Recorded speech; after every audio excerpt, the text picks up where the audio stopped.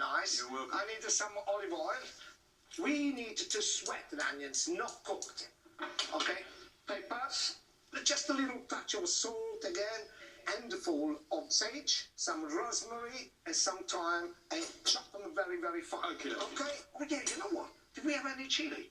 It'd be good as well. Fresh chili or dry chili?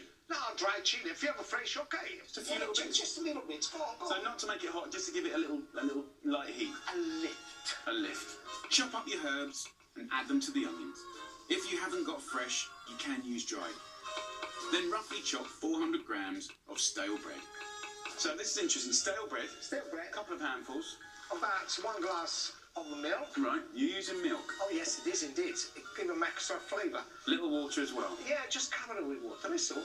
Let the bread soak into the milk and water for a couple of minutes. So you squeeze it. Then break it up into soft breadcrumbs. So that gives it flavour but makes it incredibly light. Once the onions and herbs have softened, mix them with the breadcrumbs, and then once they're cooled down, you're ready to add your meat. Pork mince, or you can just get a good quality sausage and squeeze it out of the skin, right? And also, if you have some sausages you already cooked, you can even use those. You mix all So what of you're it. saying is you can pretty much put anything in the stuffing. Yes.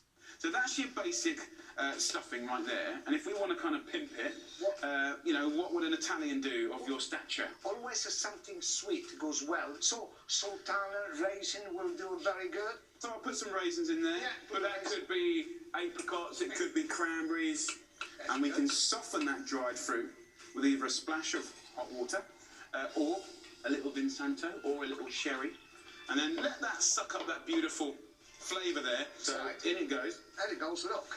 Nuts. Let's talk about your nuts. Yeah. The one I most prefer is pine nuts. Very, very, very Italian. Big handful, okay. And then if you haven't got pine nuts, of Oh, well. course, you could use anything. What nuts we do? I love- Hazelnuts we do it. Hazelnuts are really good. I need an orange peel. And orange. Yeah, zest. What's Orange. an orange? One orange. Okay, orange. How about clementine? Oh, you can. Yeah? Zest. Zest. Nothing tastes more like Christmas than a clementine. I can smell.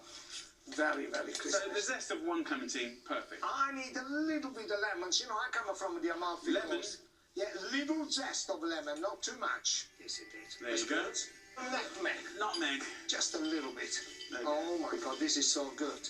And of course, if you bought a pre-bought stuffing, you can still kind of take some of these ideas, put some dried fruit, a little swig of, sherry in there, maybe crush some nuts in, and take a decent stuffing into an amazing stuffing. I'm going to save 1/3 of the stuffing for the turkey. And the rest we're going to put into an oven dish and garnish with fresh herbs to roast later on, so it goes deliciously crispy. And see these little herbs? Just get your finger there and just push it in, like that. Beautiful, look how lovely that is. Little olive oil.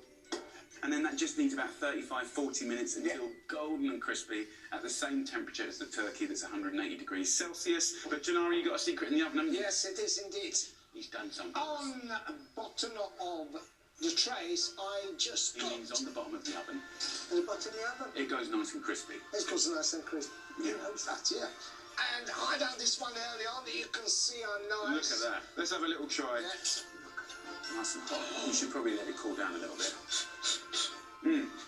Delicious, Gennaro.